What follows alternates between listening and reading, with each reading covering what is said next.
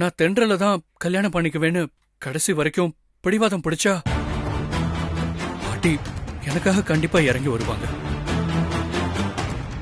நான் இப்ப முதல்ல தென்றல தான் சமாதானப்படுத்தணும்.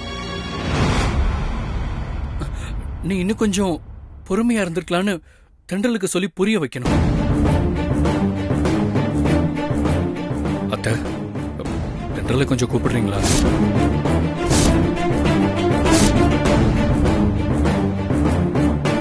அவ வீட்ல இல்ல தம்பி. வீட்ல இல்லைன்னா எங்க போயிட்டா? என்னத்த சொல்றது, அவ எதுவுமே நடக்காத மாதிரி எப்பவும் போல ஆபீஸ்க்கு கிளம்பி போயிட்டா. நீங்க முடிஞ்சா அவளை வேணா ஆபீஸ்ல போய் பாருங்க.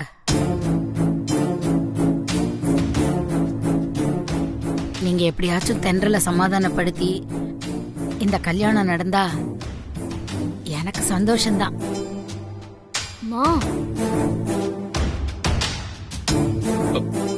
நான் தென்றல போய் பாக்குறேன் அத்தை.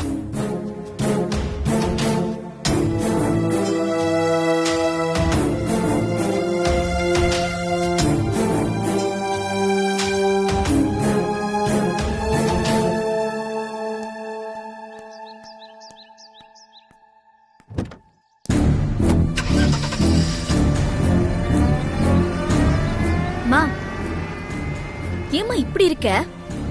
கொஞ்சம் கூட உனக்கு சூடு சொன்னே இல்லையா? இவ்ளோ நடந்ததுக்கு அப்புறமா எப்படிமா இவர்தான் உனக்கு மாப்பிள்ளையா வரணும்னு ஆசைப்படுற? இப்ப அவர் போய் ஆபீஸ்ல அக்காவை பார்த்து பேசிட்டா அக்கா உடனே சமாதானம் ஆயிடுவாளா? அக்கா என்ன உன்ன மாதிரி நினைச்சியாமா? அதானே மா, உன்கிட்ட தான் பேசிட்டு இருக்கோம்.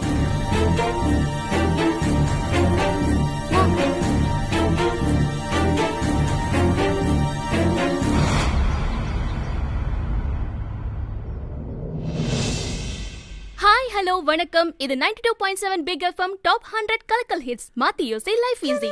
நான் உங்க ஆர்ஜே தென்றல் பேசுறேன். ஓகே நேயர்களே, இன்னைக்கு நான் பேச போற டாபிக் என்னன்னா, சமீபத்துல நீங்க சந்திச்ச சுவாரஸ்யமான விஷயத்தை பத்தி தான். ஓகே, நம்ம முதல் காலர் யாருன்னு பார்க்கலாமா? அவங்க சமீபத்துல சந்திச்ச சுவாரஸ்யமான விஷயம் என்னன்னு கேட்கலாம். ஹலோ வணக்கம், சொல்லுங்க, நீங்க யாரு? உங்க பேர் என்ன? எங்க இருந்து பேசுறீங்க? நான் காந்திமதி, சைதாப்பேட்டையில இருந்து பேசுறேன். ஓ வணக்கம் சைதாப்பேட்டை காந்திமதி.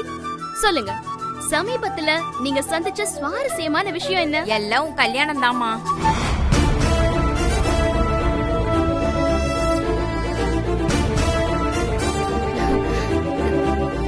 சொல்லுங்க காந்திமதி, என் கல்யாணத்துக்கு நீங்க வந்திருந்தீங்களா? இல்லம்மா, நான் உன் கல்யாணத்துக்குலாம் வரல.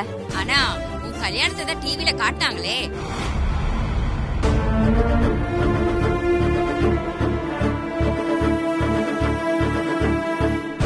சும்மா சொல்லக்கூடாதுமா, உன்ன மாதிரி துணிச்சலான பொண்ணை நான் பார்த்ததே இல்லம்மா.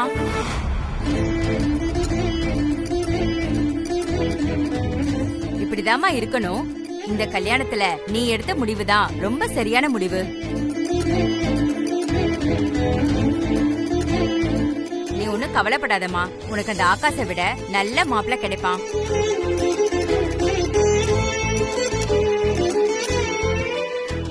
சரிங்கம்மா, உங்க கருத்துக்கு நன்றி.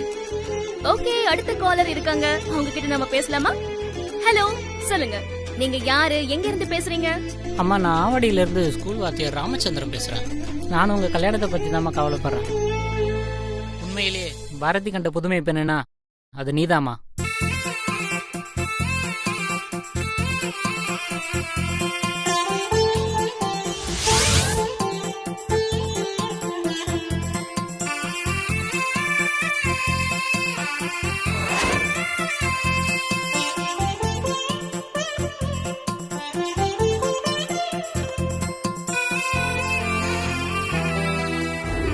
சூடு ஆடுறதுக்கு முன்னாடி காஃபியை குடிச்சிட்டு எந்த குழப்பமும் இல்லாம ரிலாக்ஸா போய் ஷோ ஆடுங்க. இந்த ஷோல வர்ற நேயர்கள் கூட மேரேஜ்ல நீங்க எடுத்த முடிவை பாராட்ட தான் செய்ய போறாங்க.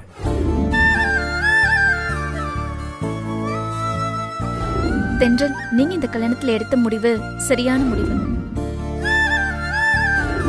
கண்ணு, அந்த திமிரு பிடிச்ச ஆண்டால ஒரு வழி பண்ணிட்டியே, அப்படிதாம்மா இருக்கணும்.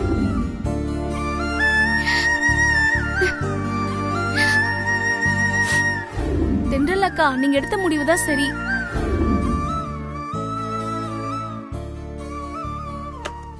அச்சச்சோ, உப்பு காலி ஆயிடுச்சா?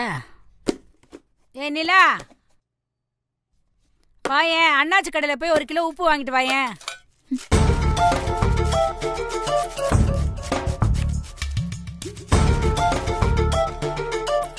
சொல்லிட்டே இருக்க, கார்ல வாங்குறாளா பாரு. வா, 1 கிலோ உப்பு வாங்கிட்டு வாடி.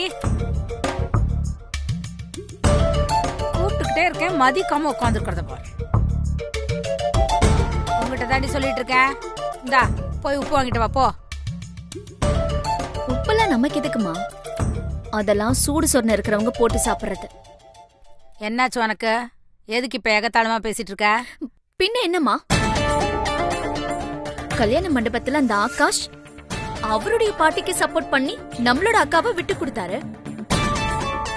அப்படிப்பட்டவரை நேர்ல பாக்குறப்போ நாக்க புடுங்குற மாதிரி 4 கேள்வி கேட்பேன்னு பார்த்தா, எப்படியாவது தென்றல சமாதானப்படுத்திட்டு திரும்ப கல்யாணத்துக்கு சம்மதிக்க வச்சலான்னு அக்கா ஆபீஸ்க்கு தூது அனுப்பி விடுற.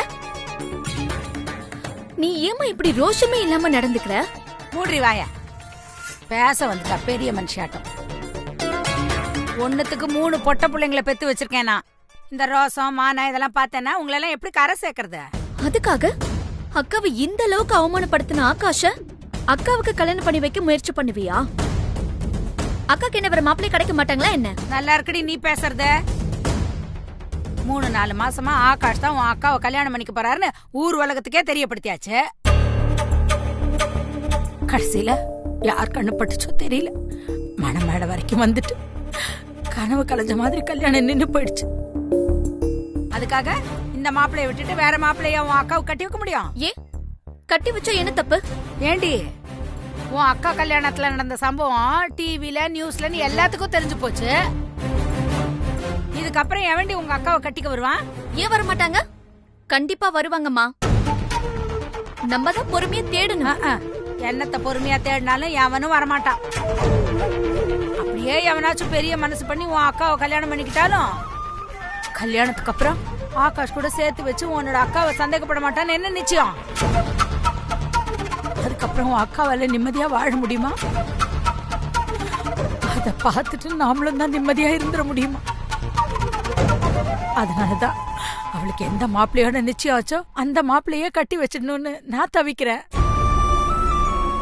ஏண்டி, நாமள அவங்கள தேடி போனோம், அவங்களாதானே தேடி வந்தாங்க. அதனால அவங்க 2 பேரையும் சேர்த்து வைக்கிறதுல ஒன்னும் தப்பு இல்ல. இல்லம்மா, நீ என்ன சொன்னாலும் இனிமே ஆகாஷ் அக்காக்கு வேண்டாம். அப்படி போட்டேன்னா வாய். நான் இவ்வளவு தூரம் பேசிட்டு இருக்கேன், நீ திரும்ப திரும்ப அதையே சொல்லிட்டு இருக்க. வயசுக்கெல்லாம் ஒரு மண்ணு புரியாது. நான் எப்படியாச்சும் உன் அக்காவை கரை சேர்த்தாதான் உன்னையும் தங்கச்சியும் கரை சேர்க்க முடியும். இதெல்லாம் உனக்கு சொல்லி புரிய வைக்க முடியாது. வாயை மூடிட்டு போய் உப்ப வாங்கிட்டு வா பா.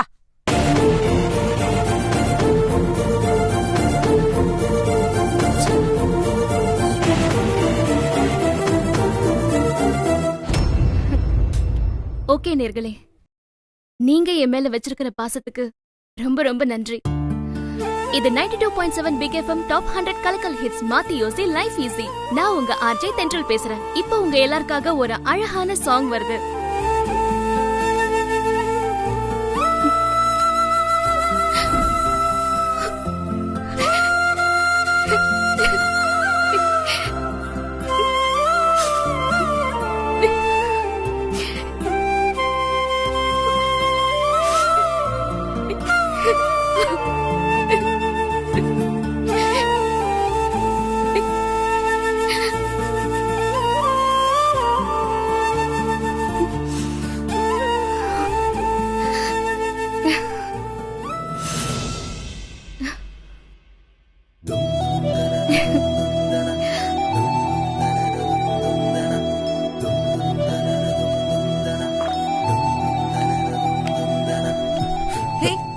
சூப்பர் தென்றல், செமையா ஹவுஸ் பண்ணிட்ட. இன்னைக்கு நேர்கள் எல்லாருமே உன்னை பயங்கரமா பாராட்டி தள்ளிட்டாங்க. நைஸ். அந்த நேரத்துல எடுத்த முடிவு நேர்களே சரின்னு சொல்லிட்டாங்க. இனிமே உனக்கு எந்த குழப்பமும் வேணாம். நீ எப்பவும் போல ரிலாக்ஸா இருக்கலாம். நீ எல்லா விஷயத்திலயுமே ரொம்ப புத்திசாலிங்கிறத அப்பப்ப ப்ரூவ் பண்ணிடுற. சூப்பர் தென்றல்.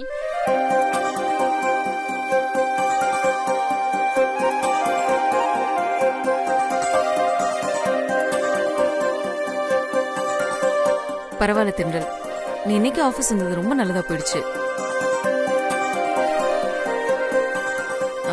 இனிமே உன் மனசுல எந்த குழப்பமும் இருக்காதுல்ல? மேகி, தென்றல் மனசுல எந்த குழப்பமும் இல்ல. கல்யாணம் நின்னு போறத நினைச்சு நீதான் கன்ஃபியூஸ் ஆயிட்டு இருந்த. ஆனா காலர்ஸ் எல்லாம் பார்த்தல, தென்றல் எடுத்த முடிவு ரொம்ப சரியானதுன்னு சொல்லி அப்படியே எல்லாரும் புகழ்ந்து தள்ளிட்டாங்க. என்ன தென்றல், நான் சொல்றது கரெக்ட் தானே? கரெக்ட் தான். ஆனா மேக்னாக்கு மட்டும் இல்ல, எனக்கும் உள்ளுக்குள்ள கொஞ்சம் பதட்டமா தான் இருந்துச்சு. இன்னைக்கு ப்ரோக்ராம்ல மேரேஜ்ல நடந்தத பத்தி காலர்ஸ்லாம் என்ன சொல்லுவாங்க, ஏது சொல்லுவாங்கன்னு ஒரு மாதிரி குழப்பத்தோட தான் ஷோவை ஆரம்பிச்சேன்.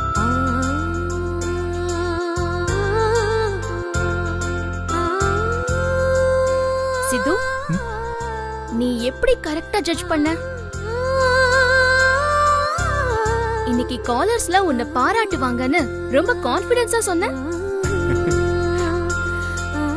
பரவாயில்ல சித்து, உண்மையிலேயே நீ ரொம்ப ஸ்மார்ட் தான். நான் இத்தனை நாளா இந்த ப்ரோக்ராம பண்ணிட்டு இருக்கேன், ஆனா என்னாலேயே என் காலர்ஸ புரிஞ்சுக்க முடியல. நீ கரெக்டா ஜட்ஜ் பண்றியே. அந்த அளவுக்கு நீ நல்லது கெட்டதெல்லாம் புரிஞ்சு வச்சிருக்க இல்ல?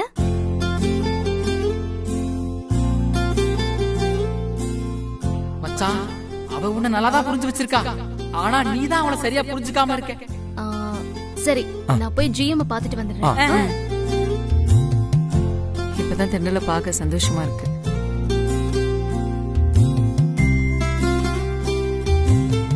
சரி வாங்க போலாம்.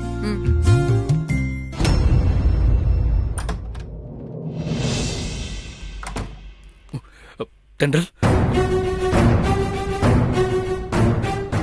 வாங்க ஆகாஷ், சொல்லுங்க என்ன விஷயம்? இல்ல இவ்வளவு தூரம் வந்திருக்கீங்களே, அதான் ஏதாவது முக்கியமான விஷயமான்னு கேட்டேன். இல்ல தென்றல், நடந்ததுக்கெல்லாம் உங்ககிட்ட மன்னிப்பு கேட்கலான்னு வந்திருக்கேன். மன்னிப்பா? எதுக்கு மன்னிப்பு? மன்னிப்பு கேக்குற அளவுக்கு நமக்குள்ள அப்படி என்ன ரிலேஷன்ஷிப் இருக்கு?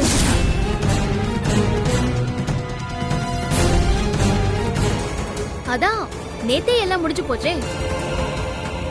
இனிமே நமக்குள்ள என்ன இருக்கு ஆகாஷ்? ஒண்ணுமே இல்ல. இனிமே நான் உங்களுக்கு மூணாவது மனுஷிதான். அதே மாதிரி நீங்களும் எனக்கு மூணாவது மனுஷன். அவ்வளவுதான். மூணாவது மனுஷனோட இந்த மன்னிப்பு, தேங்க்ஸ் இதெல்லாம் தேவையில்லாத விஷயம். எனக்கு நிறைய வேலை இருக்கு. நான் சொல்ல வேண்டியதெல்லாம் தெளிவா சொல்லிட்டேன்னு நினைக்கிறேன். நீங்க கிளம்புறீங்களா சார்? பாய். தென்றல்,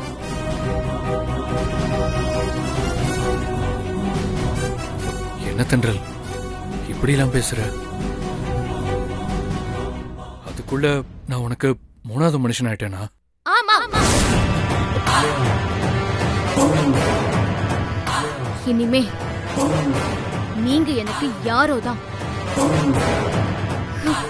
அத்தனை பேருக்கு முன்னாடி எப்ப நீங்க என்ன விட்டு கொடுத்து உங்க பாட்டிக்கு சப்போர்ட் பண்ணீங்களோ அப்பவே நீங்க எனக்கு யாரோ ஆயிட்டீங்க. சாரி தென்றல். உங்க மேல நான் எவ்வளவு நம்பிக்கை வச்சிருந்தேன் தெரியுமா? அத்தனை நம்பிக்கையும் ஒரே நிமிஷத்துல சுக்கு நூறா உடைச்சிட்டீங்க. சாரி. உங்களுக்கு ஒரு விஷயம் தெரியுமா? நீங்க என்ன பொண்ணு பார்க்க வந்த புதுசுல உங்க மேல எனக்கு பெருசா எந்த அபிப்பிராயமும் வரல. ஒரு தடவை நம்ம கோவில்ல மீட் பண்ணும்போது நான் முக்கியமா இல்ல பாட்டி முக்கியமான்னு நான் கேட்டேன். அதுக்கு நீங்க உங்க பாட்டி தான் முக்கியம்னு சொன்னீங்க. அப்ப உங்க மேல எனக்கு எவ்வளவு கோவம் இருந்தாலும் நீங்க உங்க பாட்டி மேல எவ்வளவு நம்பிக்கை வச்சிருக்கீங்கன்னு நினைச்சு சந்தோஷப்பட்டேன். அதுக்கப்புறம் உங்க கூட பழக பழகதான் உங்க மனசுலயும் கொஞ்சம் ஈரம் இருக்குன்னு தெரிஞ்சுக்கிட்டேன். அப்புறம் உங்களையே நினைச்சு நான் உங்களை முழுசா நம்ப ஆரம்பிச்சிட்டேன். நீங்க காட்டின அன்பால எந்த சூழ்நிலையிலயும் நீங்க என்ன யாருக்காகவும் விட்டு கொடுக்க மாட்டீங்கன்னு நினைச்சேன். அந்த நம்பிக்கையோட தான் நான் மணமேடை வரைக்கும் வந்தேன்.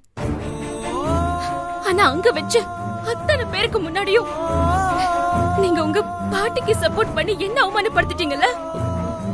சாரி தென்றல். சாரதா அத்தை உங்க பாட்டிய பத்தி எல்லா விஷயமும் சொன்னதுக்கு அப்புறமும் மனசாட்சியே இல்லாம உங்க பாட்டி என் அப்பாவை கை நீட்டி அடிச்சிருக்காங்கன்னு தெரிஞ்சதுக்கு அப்புறமாவும் நான் என் தன்மானத்தை விட்டு இப்பவாவது உங்க பாட்டியை மறந்துட்டு என் கூட வர முடியுமா நான் கேட்டேன். வந்தீங்களா? இல்லல்ல.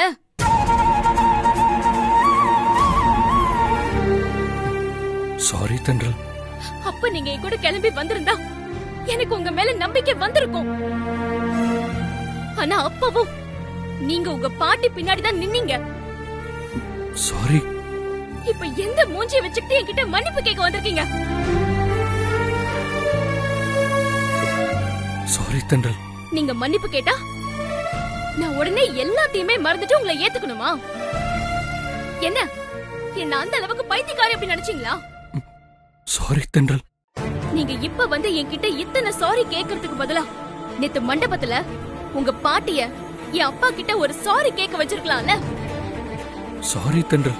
போதும் நிறுத்துங்க. திரும்ப திரும்ப நீங்க சாரி சொல்லிட்டு இருந்தா என் மனசு என்ன இறங்கிடுமா? நீங்க இன்னும் எத்தனை முறை என்கிட்ட வந்து சாரி கேட்டாலும் சரி, என் முடிவுல இருந்து எந்த மாற்றமும் இல்ல. இல்ல தென்றல், கொஞ்ச நாள் வெயிட் பண்ணு.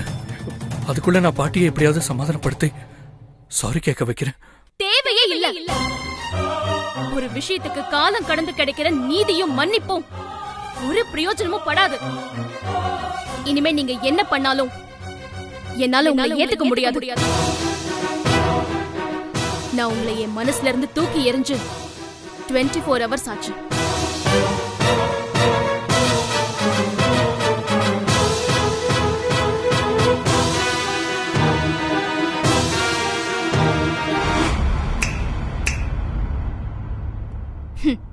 திரும்பவும் சொல்றேன், இனிமே நீங்க யாரோ நான் யாரோ உங்களுக்கும் எனக்கும் எந்த சம்பந்தமும் இல்ல. இனிமே தேவையில்லாம என்ன அங்க சந்திக்கிறேன் இங்க சந்திக்கிறேன்னு எப்பவும் எங்கேயும் வந்துடாதீங்க. அசிங்கப்பட்டுடுவீங்க.